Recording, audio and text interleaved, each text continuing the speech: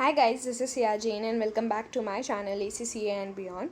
So in today's video we are going to be continuing with chapter number 10, which is procedures. We completed till here. Yes, so let's continue with inventories. So for inventories, the key assertions are existence, valuation, completeness and rights and obligations. This means inventory must physically exist, be fully recorded, be valued correctly, and belong to the business. There are several important sources of evidence, including inventory listings, count sheets, purchases and sale documents, and goods received or dispatch notes. When auditing inventory, there are two main aspects quantity and valuation.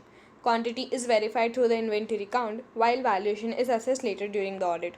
According to the auditing standards, the auditor must attend the physical inventory count if inventory is material.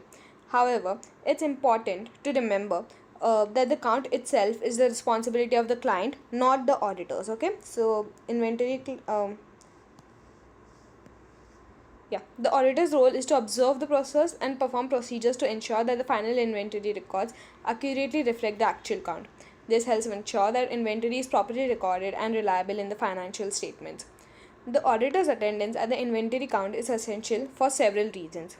They evaluate management's instruction, observe how the count is performed, inspect inventory for existence and condition, and carry out test counts to check accuracy. There are two main methods used to count inventory: a full year end count and a perpetual inventory system. In a full year end count, the client counts all inventory at or near the year end.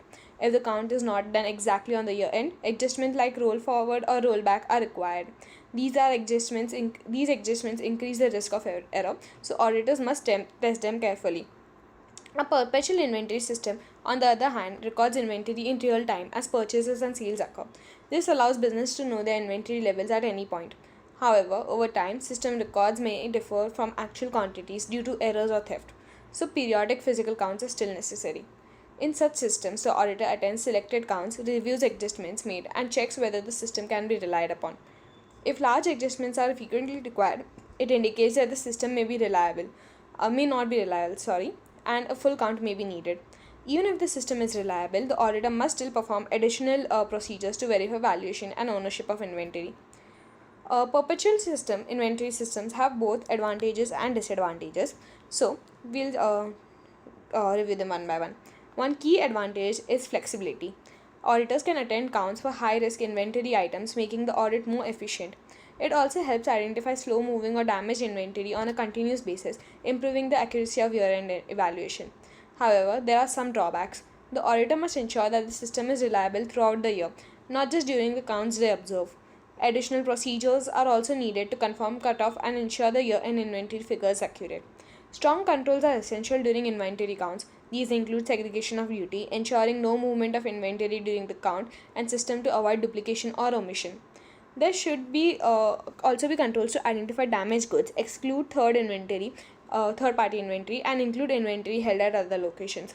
During the count, auditors perform tests of controls. For example, they check that all areas that have been counted, confirm that counting staff are independent of the warehouses, and review any inventory movements to ensure they are properly recorded.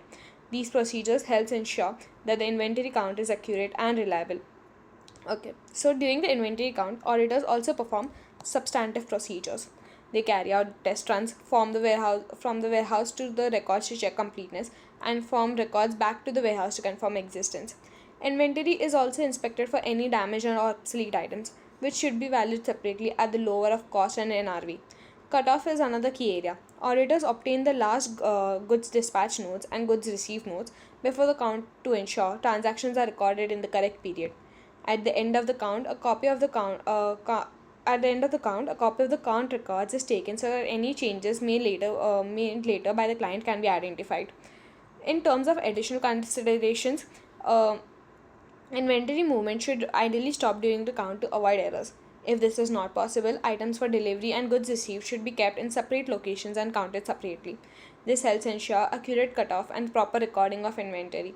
Finally, if the client holds inventory on behalf of third parties, it must be clearly identified and excluded from the count to avoid overstating inventory in the financial statements. Sometimes inventory is stored at third party locations due to space constraints. Even then, it must still all be included in the client's records. The auditor must ensure that the inventory exists and belongs to the client. Procedures include obtaining external confirmation from the third party about the quantity and conditions of the goods. If the amount is material, the auditor may also visit the location to physically verify existence. Another approach is to rely on reports from third party auditors regarding the effectiveness of their internal controls. At the final audit stage, the auditor performs procedures on inventory records to test key assertions like cutoff, valuation, and rights. For cutoff, goods received before year end should be included in inventory, while goods received after should not. Similarly, goods dispatched before year end should be excluded. Valuation is checked by comparing cost with NRV using purchase and post year end sales invoices. The auditor must also calculate inventory holding periods to identify slow moving items that may need to be written down. To confirm ownership, purchase invoices are reviewed for the client's name. Finally, disclosures in the financial statements are checked to ensure proper classification and compliance with reporting standards. For work in progress or VIP, the the auditor focuses on existence, valuation, and completeness. I'll just write it there.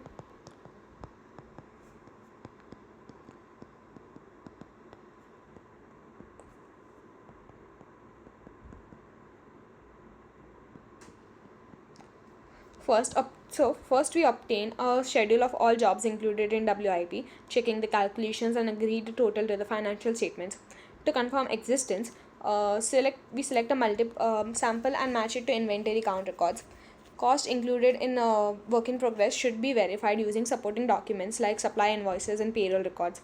For overheads, the auditor should understand the absorption method used and assess whether it is reasonable. The stage of completion is also important, so discussions with the production manager and comparison with count records help confirm accuracy. Valuation is checked by ensuring that the net realizable value is higher than the total cost to complete the job. To test completeness, the auditor can trace the customer orders to the WIP schedule to ensure nothing is missing.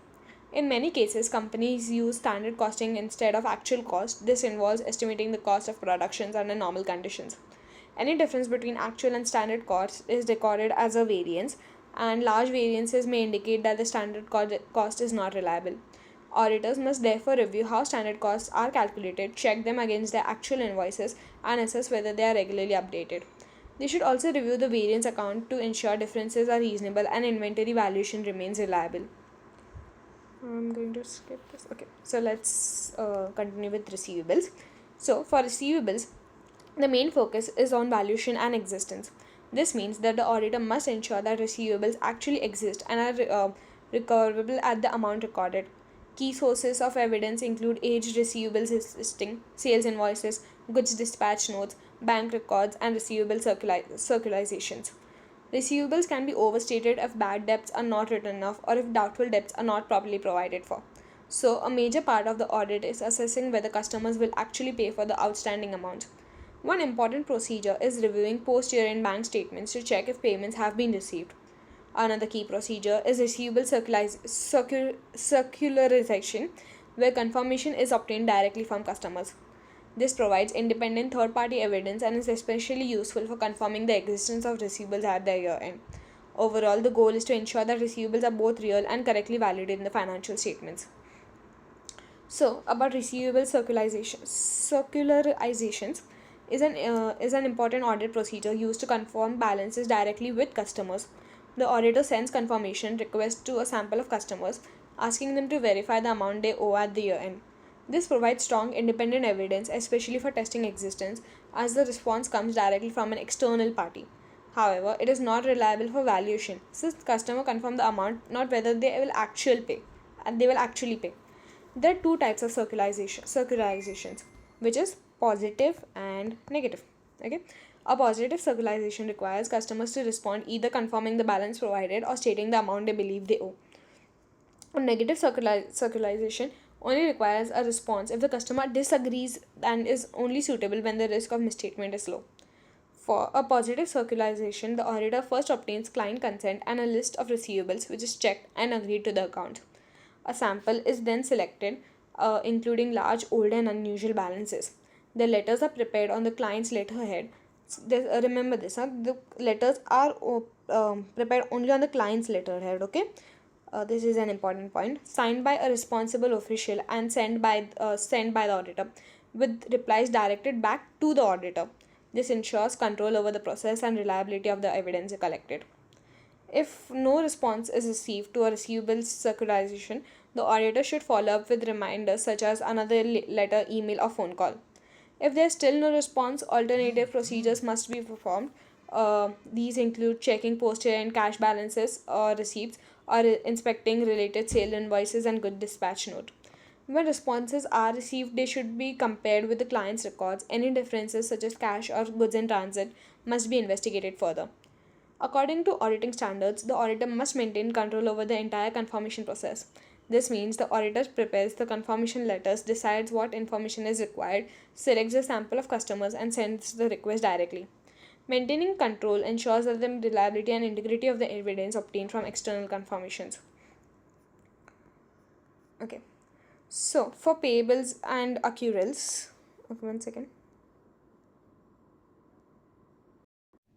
Okay, so prepayments represent expenses that have been paid in advance for goods or services that will be received in future accounting periods. Therefore, they should be recognized as current assets receivables in the financial statements. The auditor should perform procedures to verify the existence, valuations, and completeness of prepayments. Bank statements and bank ledger accounts should be inspected to confirm that prepayments were made before the year end, supporting existence. Invoices should also be reviewed to ensure that the prepayments relate to goods or services not yet received, further confirming existence. To address valuation, the auditor should recalculate the prepaid amount to ensure mathematical accuracy. Additionally, analytical procedures such as comparing prepayments with the prior should be performed to identify any unusual movements, missing items, or new prepayments that may require further investigation, thereby supporting existence, valuation, and completeness. Uh, okay. So, for payables and accruals, the main focus is on completeness. This means that the auditor must ensure that all liabilities are fully recorded in the financial statements. Sorry. Key sources of evidence include supplier listings, purchase invoices, goods received notes, bank statements, and supplier statements. Payables are understated if expenses or purchases have been made but not recorded.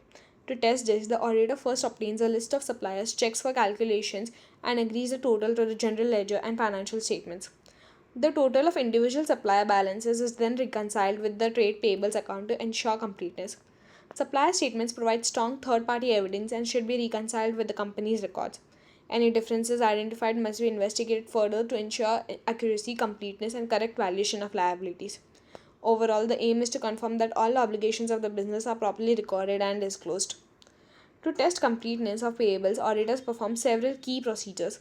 They inspect payments made after the year end to check if they relate to the current year and trace them back to the supply account or accruals. Invoices received after year end for goods delivered earlier are also reviewed and matched with the accruals listing. The auditor will discuss with management how they identify goods received but not yet invoiced to ensure the process is reliable. Cutoff is then tested by selecting goods received notes just before year end and confirming they are recorded in payables of accruals. Supplier circularization may also be used to confirm balances with follow ups for non responses and investigations of any differences. Unusual items like debit balances in supplier accounts should be reviewed and possibly reclassified as receivables. Analytical procedures are also important, comparing supplier balances with prior years and calculating the payment period to identify any unusual trends. For accruals, the auditor obtains a list, checks calculations, and agrees it to the financial statements. A sample of accruals is recalculated using contracts or payment terms to ensure accuracy. Invoices received after year end are reviewed to confirm whether the accruals recorded are reasonable. Finally, comparing accruals with prior years helps identify missing items or unusual fluctuations that need further investigation. Sorry. So with this, I think I'm going to stop here for today's video, and from tomorrow, and I'm going to continue from here in the next video. If you like this video, please do like, share, and subscribe to my channel and share it with your friends. And thank you so much for watching.